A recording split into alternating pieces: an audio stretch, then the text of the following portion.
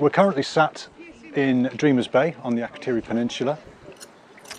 We were asked to come in order to do some exploratory work to determine the extent of damage of coastal erosion to what were thought to be known as a Roman warehousing facility. So you've got a combination of the professional archaeological team from the University of Leicester Archaeological Service. You've got academic supervision from Professor Simon and his team. We've got some students out here, first and second year undergraduates, including myself, and a small cohort of soldiers who are currently classed as wounded, injured or sick. You get guys who are stuck at home, concerned about the futures. They don't know which way this is going to go. Are they, once they're medically boarded, are they coming back into the service? Are they going to be discharged medically back into Civvy Street? We give them some respite. We give them an opportunity to get away from that. Most of these guys don't know one end of a trowel from another on day one, but the difference is tangible. You can see it happening as the dig progresses, that they get this and they get into it. I injured myself whilst at work a few years ago, and just currently had a full shoulder surgery, a full shoulder reconstruction. I'm in the latter stage of my physiotherapy back in the UK.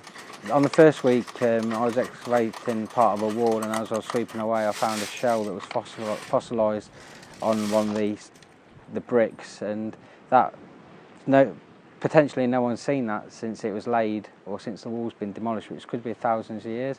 So you're having a little glimpse of history. The guys that were experiencing long-term illnesses and were currently on the WIS programme awaiting either medical boarding for return to duties or discharge. As you might know, this can take some months in some cases, and if the guys aren't fit for duty, then they're effectively at home waiting on the outcome of a medical board. The opportunity came through me through work to come out here with the Leicester University and take part in the exercise, to learn about archaeology, to find out what prospects there might be for me if or when I left the service, obviously to meet new people and to experience the cultures while I'm out here. You can see the walls have got quite extensive. Some of them are even leading up out of the trench all the way over there, so it's been a really good find for us. My job specifically at the moment is to record the different features and layers that we find. So obviously when you do archaeology, you're removing layers, they disappear, they vanish, but in order to go back to them, we can do more work on them, we have to write down everything we know about them. So that's my job with these little blue sheets of paper. So on the south side of the wall, we've kind of got a nice flooring going on. It's a bit more even and smooth, but to the north, just here, you can see it's a bit more rocky, a bit more uneven. There's a slight burning patch there. Rocks have fallen over, knocked things out of place. So we're just recording the difference in this because it might tell us something later when we get to dig down a bit further. What really makes it possible is assistance in kind, especially from our colleagues in the Ministry of Defence, who've provided from RAF Akrotiri the heavy equipment we're using here, accommodation and so on, and access to cheap feeding. This really makes an overseas expedition much more affordable.